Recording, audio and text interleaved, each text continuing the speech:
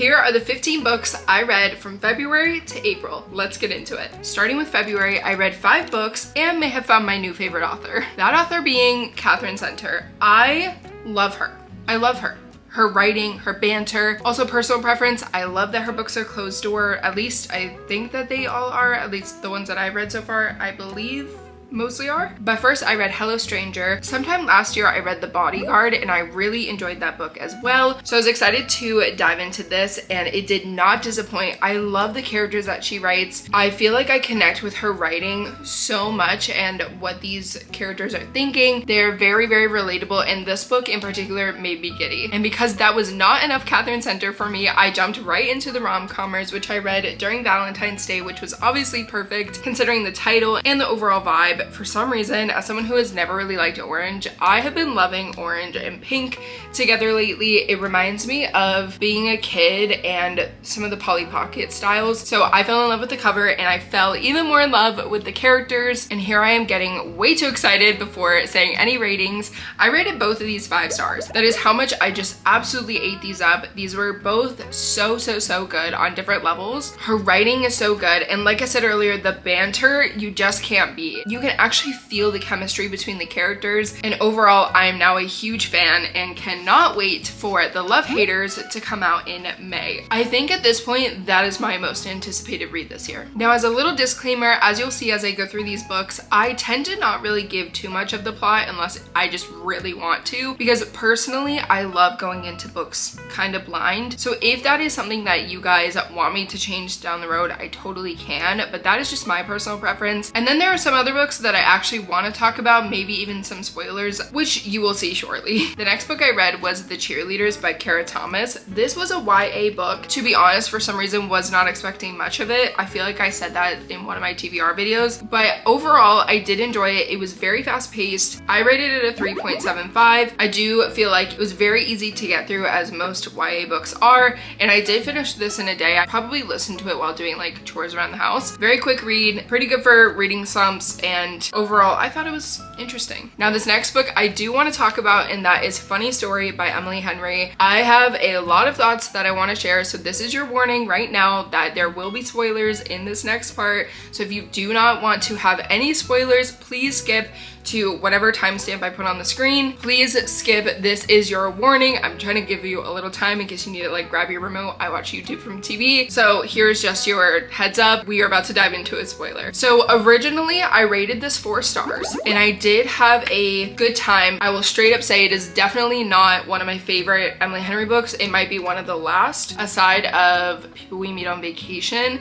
Now it still is a good book. Do not get me wrong. I feel like I'm going to lower my rating. I have my Goodreads review up as my notes because I actually like went into depth. I actually yapped a lot about this one. So it felt like the first half of the book that they had a lot more physical chemistry than anything, and that may be true and that is totally fine for some people, but for someone like me who's very, very emotional and likes emotional connection a lot more, and also I'm just not super into spice, that all aside, I just feel like it lacks depth. But to be fair, they were also dealing with heartbreak, so do with that as you will. I think it just kind of threw me off, but I am glad that once the book started, you know, going and stuff, you know, obviously there was emotional connection as well, and the emotional chemistry started coming out. Now for a while, Daphne was kind of meh to me, like I don't know. But then as time went on, some of the things that her, Miles, and Ashley, which was like her new friend, some of the things that they said were really, really relatable, which is something that I absolutely love about Emily Henry books. I also really liked Miles's character, and I also love that a lot of it is set at a winery. I just went to one for my first time when we were in Georgia, and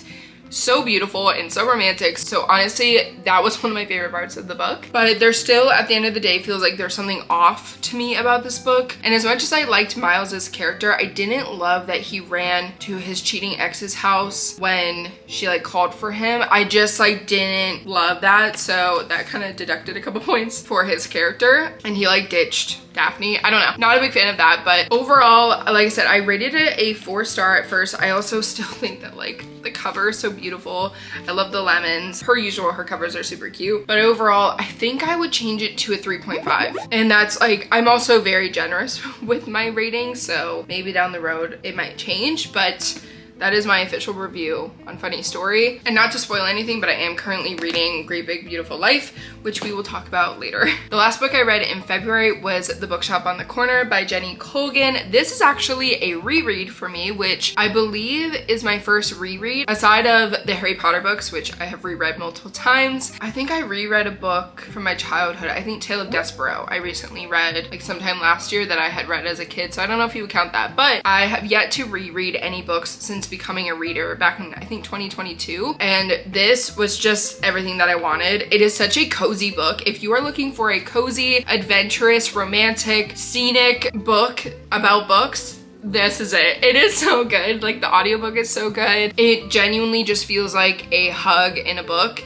It is warm and fuzzy and cozy, and I hope to find more books like this. If you have read this and you have other recommendations, please let me know. I love this book. And this, of course, is a 5-star as well. And I think this was one of my first 5 stars when I first started reading. Next, going into March, I only read 3 books this month. Not as great of a reading month. If I'm honest, the first book that I read, I actually donated, and that is The Jetsetters, and I rated it at 2.75 stars, and that is being generous. It just didn't really click for me. After that, I read Beautiful Ugly by Alice Feeney. Oddly enough, this is only my second book by her that I've read. The only other one that I have finished was Daisy Darker, which I'm pretty sure I enjoyed. I don't know, I read it a while ago, but I was so excited to read this. I just think that this cover is very beautiful, very like stunning. I buddy read this with my friend Kara, and it was just honestly not at all what we expected. There were twists and turns that I was not anticipating. The storyline was pretty wild. I did enjoy it though, and I rated it 3.75 stars. I was very stuck on what to rate this, but the plot twists were pretty good. The last book for March is The Wife Upstairs by Rachel Hawkins. I've read 2 books by her prior to this. Do I have them on my shelf? I don't think I kept them. But I liked this one, I think, more than I liked those. But I just felt like it was lacking depth. This one I rated 3.5 stars as well. It had some pretty good plot twists and a good ending, I will say. But overall, I just felt like it was lacking depth. But the cover is beautiful, and I love the wallpaper, and it's one of those where I can really picture it still, like it was a movie in my brain. She describes it very well. Now, before we finish and talk about what I read in April, which has honestly been my best reading month so far, I want to share something that has been on my heart for quite some time now. A couple months ago, I decided to create an email address dedicated to prayer requests. I love praying for people, and some of you may think that it's silly, but I am a big believer in prayer. I am a Christian. I just think that no matter what you're going through, whether it is the high highs or the low lows or even somewhere in the middle, it is always a good feeling knowing that someone is in your corner praying over you, praying over what you are going through. And I don't know why God has placed this on my heart, but I'm hoping that I can just help someone out there that may need it, whether it is you, a loved one, a friend, a family member, whatever you're going through. If you are in need of prayer at any time, and you can totally do it anonymously too, which is why I like having the email address, but I just wanted to mention it. It is cozyprayers@gmail.com. These prayer requests do not get shared with anyone. I actually take them, put them in my prayer journal or on my prayer wall, and I pray over them and that person every day. And it's become a part of my routine, and I love it. Like I said, I don't know why God has put this on my heart. I am a big believer of never underestimating the power of prayer. So yeah, I just wanted to share that. Prayer requests are always open, and I'm more than happy to pray for you. And if I can just close it out by saying anything, Jesus loves you and he wants a relationship with you, and yeah, just wanted to share that. Anyway, hopping into April, starting with one of my favorite books that I have read this year, and that is Just for the Summer by Abby Jimenez. I am so behind on a lot of these. I don't know what it is and why I put them off, but I loved this book. I love the banter. I love just all of the layers to it. And I hope that everyone at some point in their life ends up with a friend like Maddie, because their friendship is so good, but also like the banter between the main characters. I could easily visualize the scenes in this book. I've only read one other Abby Jimenez book, which was, it's the red one. What is it called? I'm totally blanking, which I really like too. But this story is so good and covers a lot of different depths, a lot of different topics, and I cannot recommend this book enough. This book is wonderful. Highly recommend if you have not read it already. Next, I read House of Glass. This cover, like the contrast colors are beautiful. I rated this a 3.5 stars. It definitely kept me hooked, kept me very interested. I read it over 24 hours. However, it was a very dark, eerie vibe. I feel like there are two different type of dark, vibes. Some of them are just entertaining and some of them are like icky, and I feel like this one just gave me like, not like gross, but like just creepy. I don't know, like, and not in a good way. I don't know how to describe that, or like, I don't know how to explain the difference. Overall, it was good though. Kept me hooked. For some reason, 3 of the next 4 books that I read were like very tropical vacation mystery thriller. I don't know why I decided to read them back to back, so I'm gonna have to try to jog my memory a bit. Starting with The Resort. Okay, I think I remember. This one had a pretty good plot twist. I did enjoy this. I'm like still trying to remember. There were so many characters in this one. They're all staying at this famous resort, but a lot of the people that work there go there to kind of like run away from something. The aspects of this were so like unique and different. It was entertaining though. Sorry, that's like not much at all. I don't mean to be so like cryptic with my reviews. Sometimes my brain just forgets them, especially like if you're listening to the audiobook for the majority of it. It can go in one ear and out the other. The next book I read on my Kindle actually, and that is Come Fly With Me. I loved that book. I have been kind of looking for books like set in the 60s. I love that era. I love a good like mid-century vibe. This book was about flight attendants starting to work for Pan Am back in the 60s and like how iconic it was and their adventures. It wasn't anything crazy, if I'm honest. It was nothing, like if you need something that's gonna hook you, I wouldn't recommend. But if you want just like a comfort read from that era, I do think it was great. I personally had the best time finishing the book because my boyfriend, Sal, he loves planes. He loves plane spotting. He took me on a plane spotting date so that he could take photos of planes because he loves them while I finished reading the book. It was such a fun time and the weather was beautiful. It was during sunset and we had snacks and it was just overall a good vibe. Reading so much about like planes and flight attendants and like watching all of these, you know, airline planes go up in private jets.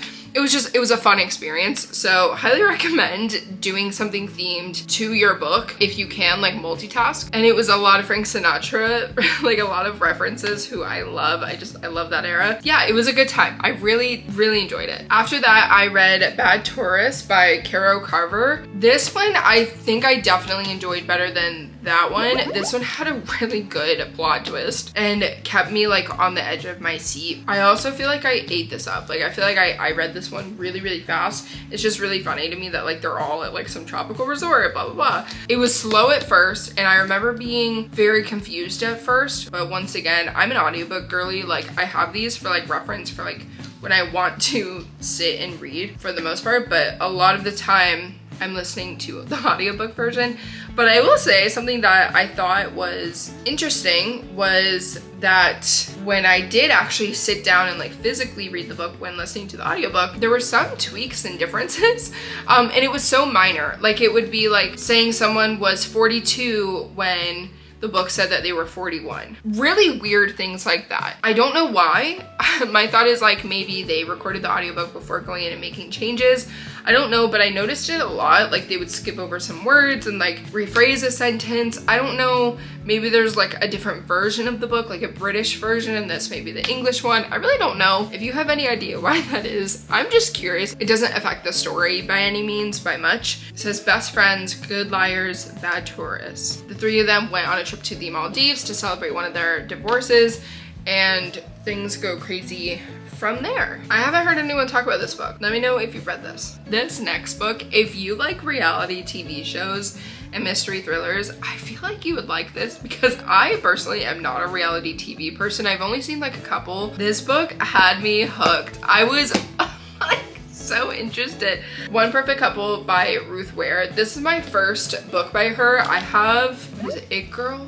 Is that the other one? No. I have her other book over there, but this is my first book by her. I feel like I saw bad reviews of this book before going into it, so I really wasn't sure what to expect. This girl and her boyfriend's trying to be this like actor and stuff, and he gets invited to go on this reality show that's like brand new, but it's a couple show, so he talks his like scientist girlfriend into going. She doesn't really want to go, but she goes anyway, and then when they get to the island, I think that I saw like it was a take on, what's that Agatha Christie book? And Then There Were None? Am I thinking of the right one? Maybe it was like in the reviews or something, or on Goodreads, but it mentioned that it was kind of like that. I was hooked. I could really visualize the scenes as they were happening. I enjoyed this. I gave it 4 stars. I thought this was a fun time. Now, the last book I've actually been reading off and on since 2023, and it's a little devotional, but I did want to include it, and that is Mornings with God. It's a little prayer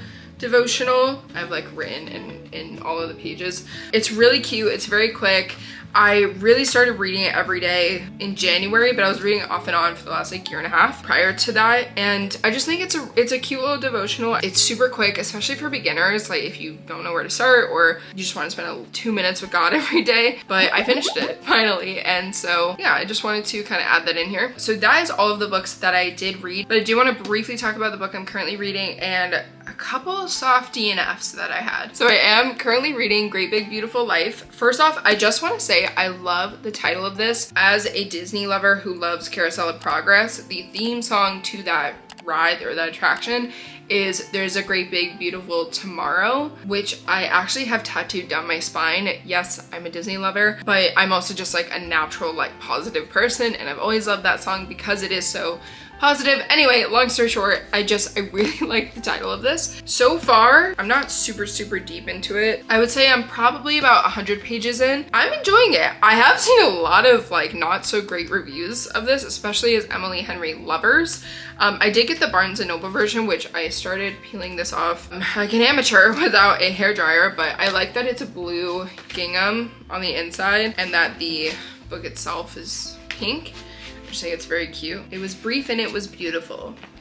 And the side is just pretty. But I mean, so far I'm liking it. It's definitely kind of giving me like Seven Husbands vibes. I do like the idea of this story, and I don't know. And like I said earlier, I've been really liking pink and orange. But anyway, wish me luck because I hope that I enjoy this. But if you have read this, let me know because I'm probably gonna finish it in the next couple of days. I did start a reading vlog of it. We went to Georgia over the weekend and I started it there, so hopefully that vlog will come soon. We'll see. Now, I do have a couple soft DNFs that I just want to mention because maybe some of you guys can like hype me up into finishing them or reading them. Starting with The Hobbit. I want to finish reading this. I do. It's not that I don't. I'm definitely here for like the cozy vibes, and I do think that it's funny. I think the only reason why I soft DNF'd it is because I'm mostly an audiobook listener, and when it comes to fantasy, and this is why I have put off reading any fantasy book, I just feel like it needs more brain power and I need to be paying attention more, and I need to like physically read along so that I can actually like understand what's happening. I think that's the only reason why I just haven't really picked it back up yet.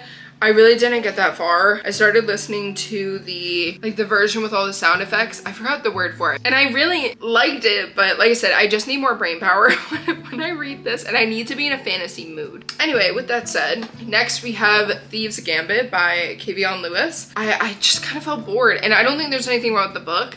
I think that just where I was at, I needed something a bit more like grasping.